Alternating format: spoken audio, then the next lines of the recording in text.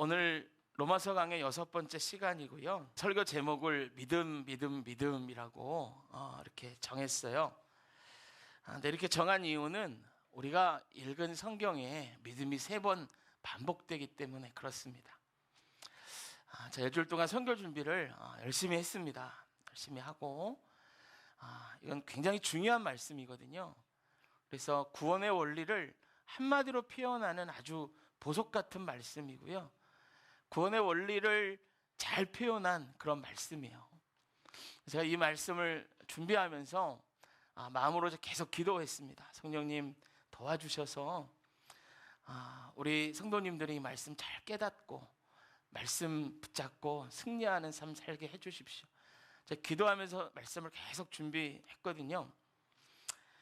근데 내용이 너무 많은 거예요. 이거를 이 짧은 설교 시간에 다 할 수 있을까? 굉장히 이것 때문에 굉장히 제가 많은 고민을 했습니다. 다 이렇게 전하면 내용이 너무 많아서 물론 저는 다 전하면 되지만 여러분들 우리 성도님들 소화할 수 있을까? 그런 생각을 계속 언제까지 했냐면 예배에 올라가기 전까지 했어요. 근데 오늘 아침에도 일어나서 이 본문을 가지고 씨름하고 기도하는데 하나님이 제 마음에 내용을 좀 줄여야 된다. 여러분들을 사랑하셔가지고 그런 마음을 제 안에 주시더라고요. 그래서 이거 어떻게 하나 계속 하다가 계속 제가 내용을 줄여서 물론 뭐 뺀 건 아니고 이 설교를 2편으로 나눴습니다. 오늘 아침까지 제가 그 작업을 했고 설교단에 올라왔는데 예배를 인도하는데 마음이 너무 불편한 거예요. 제가 설교 준비를 제대로 안 한 사람 같고 또 어떻게 보면 별로 실력 없는 목사라서 여러분들이 고생하는 것 같고 이 복음의 진리를 정말 잘 전달해야 되는 그 욕심 때문에 여러 가지 마음이 앞선 것 같아서 마음이 제가 되게 불편한 거예요. 예배를 이렇게 인도하는 이 순간에도. 그래서 계속 기도했어요. 성령님 도와주세요. 찬양을 부르면서도 성령님 도와주세요. 계속 제가 기도했는데 찬송가를 부를 때 제 마음에 기쁨이 오면서 평안해지더라고요. 그래서 제 마음에 됐다. 하나님이 역사하시겠구나. 하나님이 이 성경의 진리를 나를 통해서 우리 성도들에게 말씀해 주시겠구나. 그런 이제 감동이 왔습니다. 할렐루야. 여러분 오늘 이 말씀은 굉장히 중요한 말씀입니다. 어떻게 우리가 구원받는지 그 원리를 딱 한 절에 설명한 말씀이에요. 그래서 이 말씀을 우리 구원의 교리로 잘 기억하고 알아야 됩니다. 그래서 오늘 설교 제목은 믿음인데 이 제목에 맞는 설교는 다음 주에 해야 할 것 같고 오늘은 그 의인은 믿음으로 살리라 이 앞부분의 말씀을 좀 나누고 제가 그 나머지 부분은 다음 주에 여러분들과 함께 설교를 나누도록 하겠습니다. 할렐루야. 6번째 시간이죠. 17절 한 절만 가지고 이번 주 다음 주 말씀을 봅니다. 너무나 중요한 구절인데요. 이 구절은 구원의 원리를 한마디로 정리하고 있기 때문에 그렇습니다. 이 본문을 읽다가 당시에 가톨릭의 그 신부였던 마틴 루터가 회심을 하고 그동안 자기가 가톨릭에서 배운 것들이 잘못되었다 이걸 알고 종교 개혁을 시작했습니다. 18세기 영국 성공회의 출신이었던 우리 감리교의 창시자 존 웨슬리 목사님도 선교사로 나가고 실패하고 여러 가지 사건들로 마음이 무너져 있을 때 이 루터가 쓴 로마서의 주석의 서문을 읽다가 하나님을 알고 비로소 우리가 아는 요한 웨슬리 목사님이 되었습니다. 요한 웨슬리 당시에 영국 사회가 굉장히 부패해 있었어요. 그때 지구촌 각처에서는 피해 혁명으로 왕정시대가 무너지고 새로운 질서가 막 확립되고 있었을 때입니다. 영국도 너무나 부패해 있었고 마치 언제 터질지 모르는 폭탄 같은 그런 모습의 시절이 이때의 영국 시절이었어요. 그런데 웨슬리 목사님이 회심하시고 그 이후의 사역을 통해서 타락하고 부패한 영국 사회가 완전히 뒤집어집니다. 그래서 오직 영국만이 혁명 없이 개혁되었고 영국 사회가 살아나게 되었습니다. 한 사람의 회심으로 나라가 뒤바뀐 겁니다. 이 놀라운 역사가 로마서 1장 17절을 통해서 일어났습니다. 저 여러분도 오늘 이 말씀을 통하여 이 진리를 붙잡아 변화되고 하나님의 능력 있는 삶으로 살아가시는 저와 여러분 되시기를 축복합니다. 할렐루야. 자, 우리 한번 이 말씀 다시 한번 읽어 보시죠. 성경 보셔도 좋고 앞에 스크린을 보셔도 좋습니다. 같이 한번 큰 소리로, 내 목소리가 내 귀에 들려야 됩니다. 이게 큰 소리입니다. 큰 소리로 한번 읽겠습니다. 시작.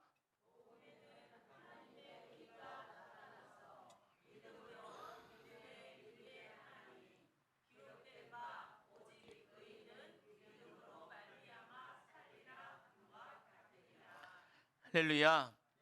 네. 오늘 이 본문에 나오는 이 단어들 한번 이렇게 보면 복음, 하나님의 의, 믿음, 의인, 이런 단어들이 나옵니다.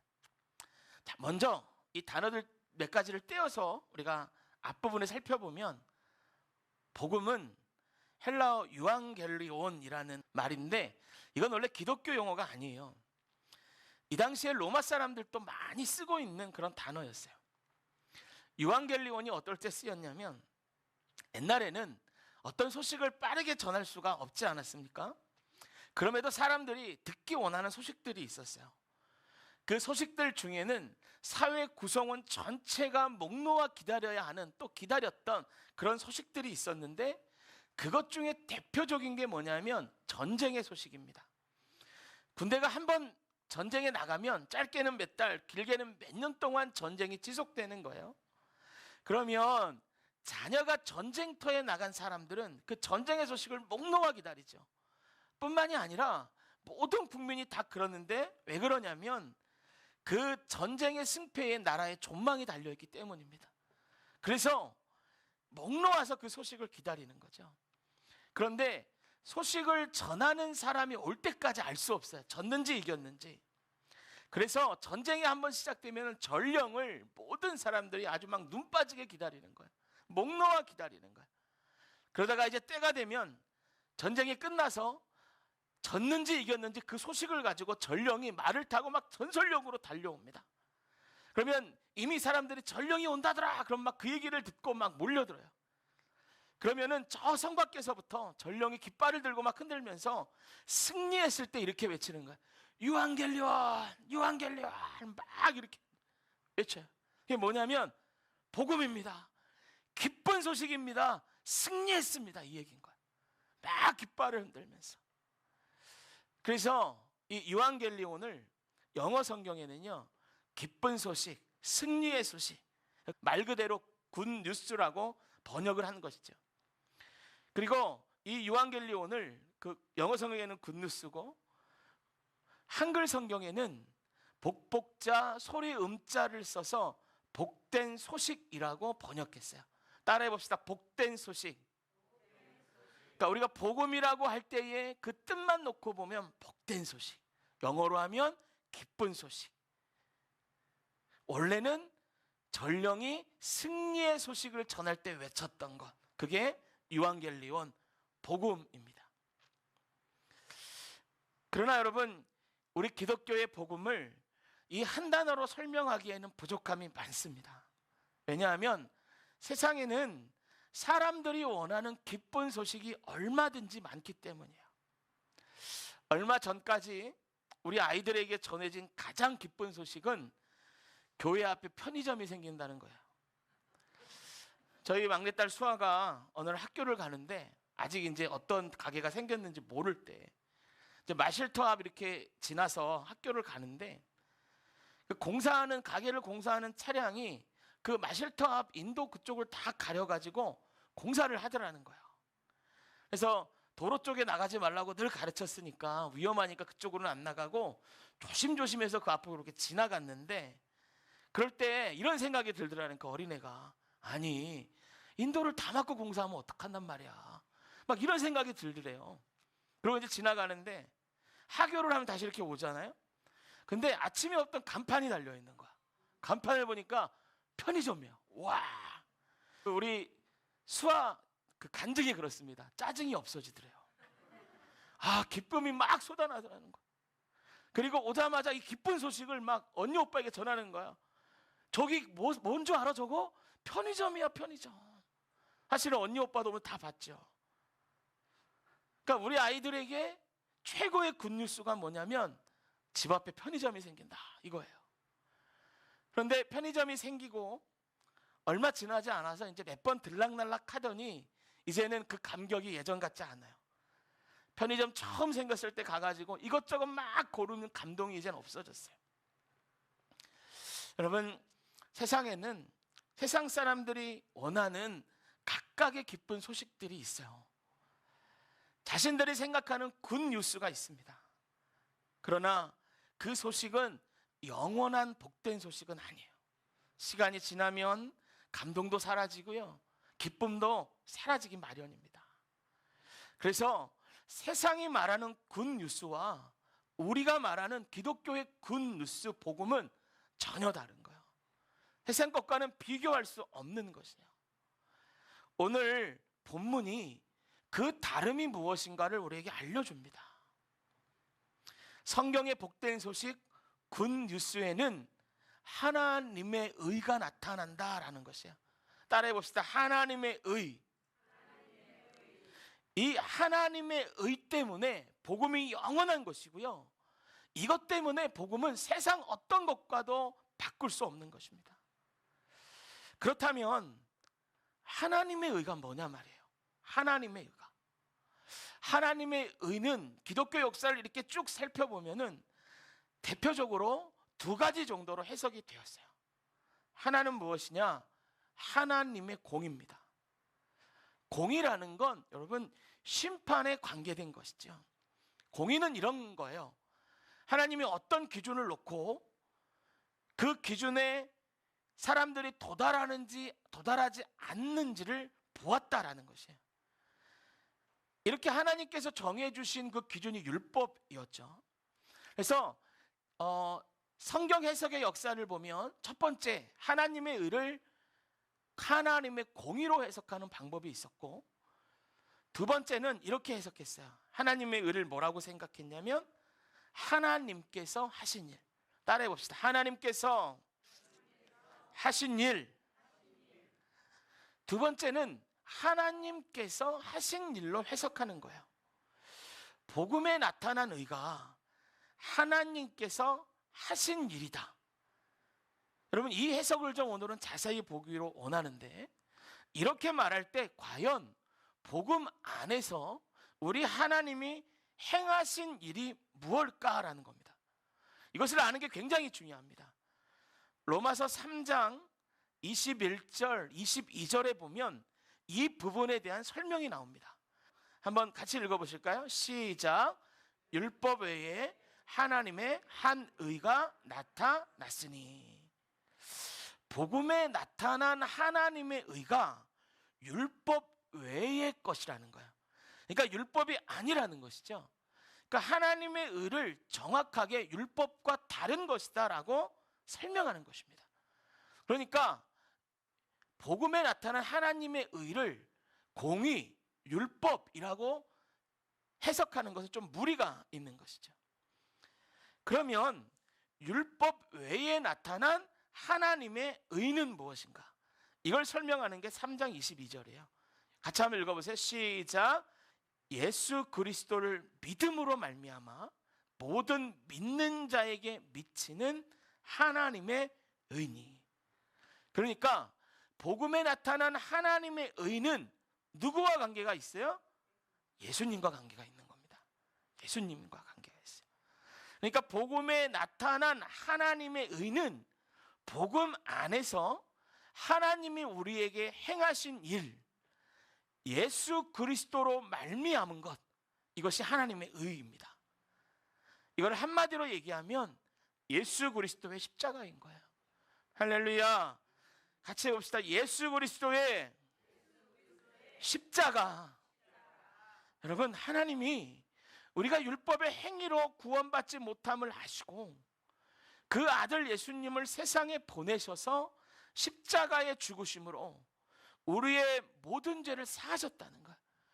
이것을 믿고 마음으로 예수님을 모셔드릴 때 우리들을 구원해 주시는 이 원리를 십자가를 통해서 완성하신 일, 그것이 복음 안에 있는 하나님의 의라는 거예요. 그래서요, 히브리서 2장 10장은 예수님을 이렇게 불러요. 구원의 창시자다. 이걸 디자인하신 분이 우리 하나님이시라는 거죠. 이 십자가, 이것이 복음에 나타난 하나님의 의라는 것입니다. 다시 한번 이 부분을 정리할게요. 잘 한번 들어보세요.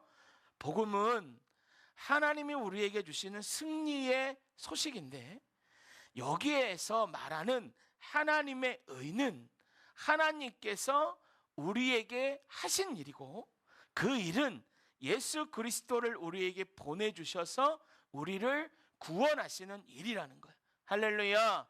이해되십니까? 이해되세요? 한번 이해되시는 분들 아멘 해보세요. 이해되십니까? 네, 이걸 이해하셔야 돼요. 여러분, 이거를 정말 이해하셔야 돼요. 그냥 아유 나 다 아는 거야, 그러시면 안 돼요. 이거를 여러분 마음판에 새기셔야 돼요. 왜냐하면 이것을 어떻게 이해하느냐에 따라서 우리의 신앙생활이 결정되기 때문에 그래요. 여러분, 이거를 잘못 이해하고 신앙생활하면은 하나님을 두려운 하나님으로 알아요. 나도 모르는 사이에 율법에 매이고 행함에 매여서 두려움의 신앙생활을 하게 됩니다. 그러나 이것을 잘 이해하고 하나님의 뜻을 내 마음에 온전히 받아들이면 우리는 은혜 안에서 신앙생활을 할 수 있어요. 완전한 자유와 은혜를 누리며 살 것인가, 율법에 매여 무서운 하나님 밑에서 두려운 마음을 가지고 신앙생활을 할 것인가가 이 복음을 어떻게 이해하느냐에 달려있는 거예요. 여러분, 만약 복음에 나타난 하나님의 의가 공의로 해석하는 것이 맞다면 우리는 구원받기 위해서 이렇게 해야 돼요. 선행을 하고 고행을 하고 무엇인가 자기의 노력을 통해서 하나님이 정해주신 그 기준에 올라가려고 계속 노력해야 돼요. 그렇게 해서 거기에 부합해야만 구원받는다는 얘기가 됩니다. 이렇게 성경을 해석하고 잘못 가르쳤던 곳이 중세의 카톨릭이에요. 그 영향력 아래서 많은 사람들이 고행과 행함으로 구원받으려고 온갖 노력을 다했습니다. 그 대표적인 사람이 앞에 잠깐 언급했던 종교개혁 전에 카톨릭의 신부로 있었던 마틴 루터예요. 그 시절 루터도 카톨릭의 가르침을 따라 구원받기 위해서 온갖 고행을 하고요, 하루에 7번을 기도하고 그의 그 글들을 보면 수시로 금식하고, 그런데도 그 안에 기쁨이 없는 거예요. 도리어 하루라도 기도를 빼먹으면 하나님이 벌하실까 봐 막 두려워서 전전긍긍하는 삶을 살았어요. 그 시절을 회상하며 루터가 쓴 글을 읽어보면 자기가 그렇게 노력했는데도 얼마나 공허하고 하나님의 진노 아래 놓일까 봐 두려워하면서 살았는지를 너무 잘 얘기하고 있어요. 여러분, 이게 중세 시절만 그런 게 아니에요. 지금도 하나님의 의를 공의로 해석하는 자들에게 동일하게 나타나는 모습입니다. 하나님의 의를 공의로 해석하는 자들에게 나타나는 공통적인 게 뭐냐? 하나님은 두려운 하나님이라는 거예요. 은혜가 아니라 율법에 매여서 생활하는 거예요. 어떤 좋지 않은 일 생기면 제일 먼저 이런 생각 듭니다. 아, 내가 하나님 앞에 뭔가 잘못해서 그런가? 아, 주일 예배를 빼먹었는데 마침 막 사고라도 났어. 그러면 아우, 내가 주일 예배 막 빼먹어서 그런가? 두려운 거예요, 하나님이. 두려움으로 막 하는 거예요. 또 여러분, 이런 것을 붙이기는 잘못된 예언들이 있었어요. 전에는 기도를 많이 하신다고 하면서 순회하면서 믿는 자를 찾아다니는 소속을 모르는 전도사님, 기도원 원장님, 이런 분들이 계셨어요. 또 이런 분들과 관계하면서 담임 목사의 말보다 그분들을 더 신뢰하는 분들도 가끔 있었거든요. 그런데 이런 분들의 문제가 뭐냐면 대부분이요, 이 하나님의 의를 하나님의 공의로 해석하는 분들이라는 거예요. 그래서 어떤 문제가 생기면 이렇게 말해. 대부분 그래요. 아, 너 몇 번 예배 드려? 더 예배해야 돼. 하나님이 원하시는 게 있는데 안 해서 그래. 심하면 뭐라고 하냐면, 아이고, 신학교 가야 돼. 신학교 안 가면 너 망해. 이런 식이에요. 여러분, 이런 분들의 가이드를 따라서 신앙생활 하신 분들은 내가 뭘 더 해야 하나님께서 진노하지 않으시고 뭘 더 해야 벌을 받지 않을까 막 전전긍긍하면서 신앙생활 하는 거예요. 여러분, 이건 정상적인 신앙생활이 아니에요. 중세 카톨릭의 성경 해석처럼 신앙생활 하는 거예요. 은혜가 아니라 율법에 매여서 신앙생활 하는 겁니다. 그런데 더 놀라운 게 뭔 줄 아세요? 이런 성경 해석을 좋아하는 사람들이 많아요. 왜냐하면 이런 성경 해석이 뭔가 원인을 짚어지고 해결책을 가져다 주는 것 같기 때문에 그런 거예요. 뭔가 잘 모르겠어. 그런데 누가 와서 그러는 거야. 너 헌금 많이 안 해서 그래. 너 신학교 안 가서 그래. 너 하나님 앞에 뭘 안 해서 그래. 그거 하면 해결돼. 그 말 듣는 게 너무 시원한 거예요. 너무. 그러니까 여러분, 이런 해결책이 뭔가를 해결해 주는 것 같아요. 이런 성경 해석이. 그러니까 이런 걸 막 좋아하는 사람들이 있어요. 그러나 여러분, 기억하세요. 하나님은 우리에게 어떤 조건을 주면서 구원하지 않으셨어요. 할렐루야. 어떤 조건을 주면서 구원하지 않으셨어요. 아무 조건 없이 우리가 아직 죄인 되었을 때 우리를 불러주시고 구원해 주신 하나님이요. 할렐루야. 여러분, 우리가 막 오물이 잔뜩 묻었는데 하나님이 우리를 보시고 너 그거 깨끗이 닦고 와. 그럼 내가 널 안아줄게. 이러지 않고요. 오물이 막 묻고 냄새나는 그 채로 우리를 안아주셨단 말이에요. 이게 하나님의 구원이에요. 이렇게 불러주신 분이 우리 하나님입니다. 그래서 하나님께서는 두려움이 아니라 기쁨과 자유를 주시는 분이에요. 할렐루야. 여러분, 기억하십시오. 하나님은 두려움이 아닙니다. 기쁨과 자유를 주시는 분이에요. 그래서 내가 예배를 생각하면 벌 받을까 봐 죽지 못해서 예배라도 드려야지 이렇게 생각하면서 신앙생활하면 여러분, 지금 마음이 잘못된 겁니다. 내가 지금 뭔가 잘못된 생각을 하고 있는 겁니다. 잘못된 신앙생활을 하고 있는 거예요. 예배를 생각하면 기뻐야 되는 거예요. 하나님이 오늘 내게 무슨 말씀을 해주실까? 하나님을 만나는 그 시간이 너무 귀하고 귀하다. 이 마음이 있어야 되는 거예요. 왜? 하나님은 그 기쁨과 자유를 주신 분이기 때문에 그런 거죠. 마틴 루터가요, 마태복음 1장 17절 오늘 본문을 읽고 이걸 깨달았어요. 두려움이 아니라 하나님은 자유와 기쁨을 주시는 분이구나. 이걸 깨달았어요.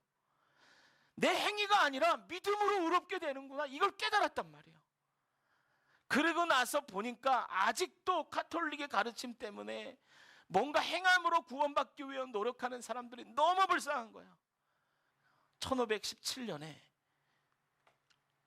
독일의 뷰덴베르크 성당 그 정문에다가 가톨릭의 가르침을 비판하는 95개 조항을 써서 그 큰 대자보처럼 써가지고 거기다 못을 박아 붙입니다. 그래서 종교개혁이 시작돼요. 루터가 이 오늘 본문의 말씀을 깨닫고 세 가지를 그 개혁의 모토로 삼는 게 이거예요. 첫 번째, 오직 성경으로. 할렐루야. 오직 은혜로만. 할렐루야. 마지막으로 오직 믿음으로. 할렐루야. 행위가 아니라는 거야. 오직 믿음으로. 이 세 가지를 외치고 종교개혁을 하는 거야. 웨슬리 목사님도 마찬가지. 그는 목사였어요. 선교사였어요. 큰 계획을 가지고 당시에 신대륙이었죠. 미국 조지아에 선교 사역을 하러 이제 배를 타고 떠납니다. 이게 1735년인데 10월에 이제 런던을 떠나서 배를 타고 대서양을 횡단하는 거예요. 미국이 도착하기 10일 전에 1월 25일에 배가요 풍랑을 만나요. 막 공포에 사로잡힙니다. 요한 웨슬리의 일기를 읽어보면서 이 풍랑이 얼마나 심각한 건지 알았어요. 파도가 막 치니까 그 유리 천장으로 되어 있는 갑판 밑에 있는 천장이 다 무너졌대요. 그리고 선실로 물이 막 들이치는데 이거는 곧 침몰할 것 같고 배가 막 좌우로 흔들리는데 막 정신을 차릴 수가 없는 거예요. 그러니까 누가 봐도 이건 곧 난파할 것 같아요. 이런 배가 난파하면 어떻게 되겠습니까? 같이 죽는 거 아니에요. 그러니까 그 당시에 요한 웨슬리 목사님이 막 두려움에 휩싸여요. 그런데요, 어떤 사람들이 삥 둘러 앉아가지고 박수를 치고 하나님을 찬양하면서 예배를 드리고 있는 거야. 자기는 이렇게 막 두려움에 휩싸여 있는데, 이 사람들이 모라비안이라는 그 교도들이었거든요.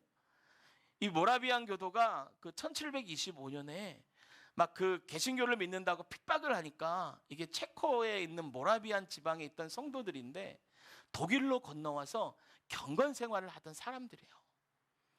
그런데 자기는 두려움에 휩싸여 있는데 이들은 예배하는 거야. 그러니까 배가 막 흔들리니까 사람들이 막 다 토하고 막 두려워하고 무서워하잖아요. 그러니까 이들이 예배를 드리고 다 흩어져서 그 두려움에 떠는 사람들을 다 돌봐주기 시작해요. 그거를 보고 너무 충격을 받았어요. 이 웨슬리 목사님이. 그게 마음속에 남는 거예요. 그리고 선교지에 가서 선교하는데 철저하게 실패하죠. 그리고 2년 만에 다시 돌아왔어요. 근데 그 배 안에서의 모라비안 교도들이 생각이 나. 나랑 뭐가 다르기에 그런가? 뭐가 다르기에. 그래서 어느 날 이 웨슬리 목사님이 모라비안들이 모이는 집회에 찾아갑니다. 그 당시에 올더 스케이트가, 그러니까 거리의 이름이거든요. 그러니까 우리로 하면 탑종로 이런 거예요. 그곳에서 모임을 하고 있었어요.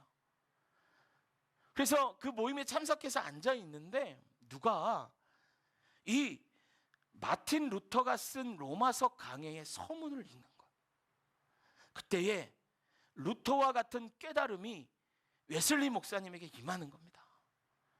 실패와 절망이 가득했던 그의 마음이 막 뜨거워지고요. 다시 한번 그가 거기서 하나님을 만나는 회심을 해요. 그 회심 뒤에 그가 영국 사회를 뒤집어 엎은 거예요. 여러분, 우리에게 복음이 어떤 복음이고 하나님이 어떤 하나님으로 여기는가, 그것에 우리 신앙생활의 모습이 있습니다. 우리가 율법에 매여 신앙생활하면 기쁨이 없어요. 두려움만 가득해요. 우리는 어떤 하나님을 여러분 믿고 있습니까? 종교개혁이 일어난 지 400년이 넘었는데 우리는 아직도 종교개혁 전에 신앙생활의 모습으로 하나님을 믿고 있지는 않습니까? 여러분, 우리는요 오직 성경으로, 오직 은혜로, 오직 믿음으로 신앙생활 해야 할 줄로 믿습니다. 할렐루야. 여러분 기억하세요. 하나님은 우리에게 어떤 조건을 제시하면서 구원해 주시지 않으셨어요. 아무 조건이 없습니다. 우리가 아직 죄인 되었을 때에 우리를 불러주신 하나님입니다.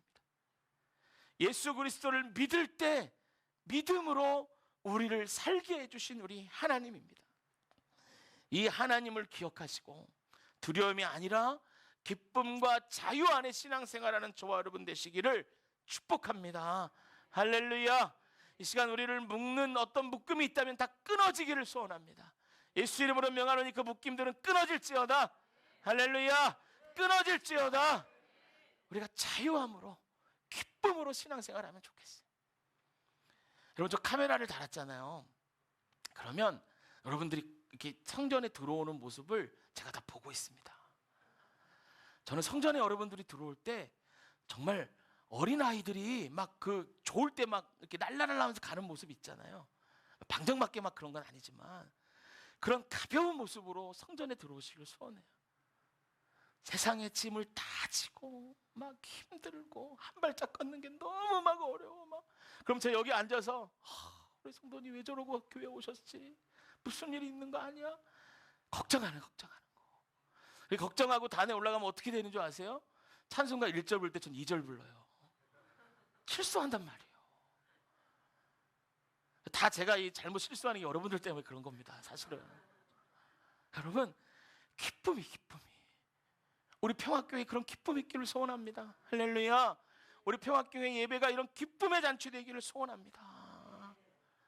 우리 오늘 본문이요, 이 본문 성경 다 보세요. 성경 마지막으로 한 번만 더 읽고 우리 안에 이런 기쁨이 있기를 소원하는 마음으로 우리 마음에 선포하면서 우리 이 본문을 한 번 더 읽고 우리가 설교를 마치도록 하겠습니다. 자, 로마서 1장 17절 같이 읽습니다. 시작. 복음에는 하나님의 의가 나타나서 믿음으로 믿음에 이르게 하나니 기록된 바 오직 의는 믿음으로 말미암아 살리라 함과 같으니라. 할렐루야. 아멘. 잠깐 기도하겠습니다.